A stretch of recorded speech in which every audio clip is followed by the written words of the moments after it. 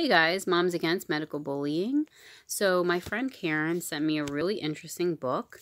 It's called The Natural Mind, A New Way of Looking at Drugs and the Higher Consciousness. Actually, it's not new. This book was, I think, copyrighted 1960. Oh God. No, 1942. Maybe 1960. A lot of dates. Anyways.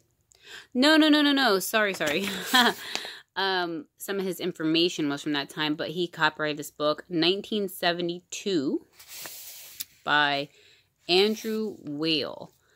And I'm really excited about this book because not only is it an interesting topic, but the writing is amazing. It's very easy to digest. It's palatable. It goes down smooth. I was going to say like a nice glass of wine. But anyways, I'm excited about it. So I read the first chapter so far, which is called What This Book is About.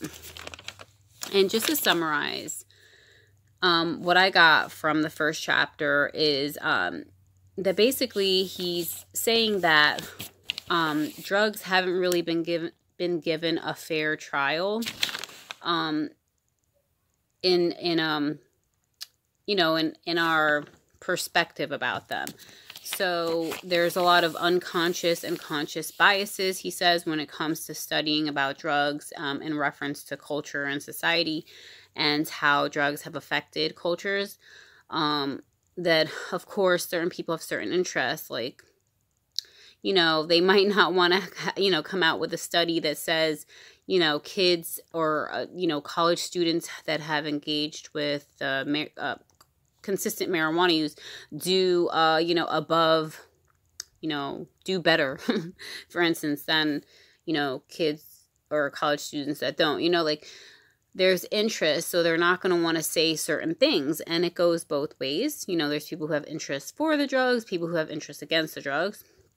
So his goal was to, do his own observation and study. He has a scientific background, but he chose to try to consciously leave behind whatever, biases or, not to allow his training to affect what he's going to be observing and the result of it. So basically he wants to take an unbiased look at drugs and culture. He says, my methods place me within a tradition once honored but now disowned by many scientists, or most experimental scientists, that of meticulous self-observation. He says, quote, I offer this cross-cultural comparison as evidence for my contention that the problems we have with drugs are not inherent in the drugs, but rather in our ways of thinking about them and about the states of consciousness people seek. So he goes on to say here in chapter 2, I have to share this because this is really good.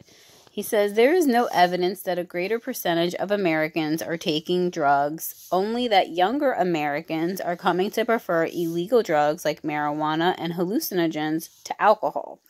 Therefore, people who insist that everyone is suddenly taking drugs must not see alcohol in the category of drugs.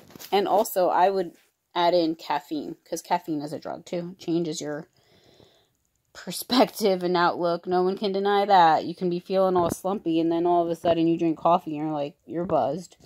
So anyways, therefore, people who insist that everyone is suddenly taking drugs must not see alcohol or caffeine in the category of drugs. Evidence that this is precisely the case is abundant, and it provides another example of how emotional biases lead us to formulate unhelpful conceptions. Drug taking is bad. We drink alcohol. Therefore, alcohol is not a drug. It is instead a pick-me-up, a thirst quencher, a social lubricant, an indispensable accompaniment to fine food, and a variety of other euphemisms. Or, if it is a drug, at least it's not one of those bad drugs that hippies used.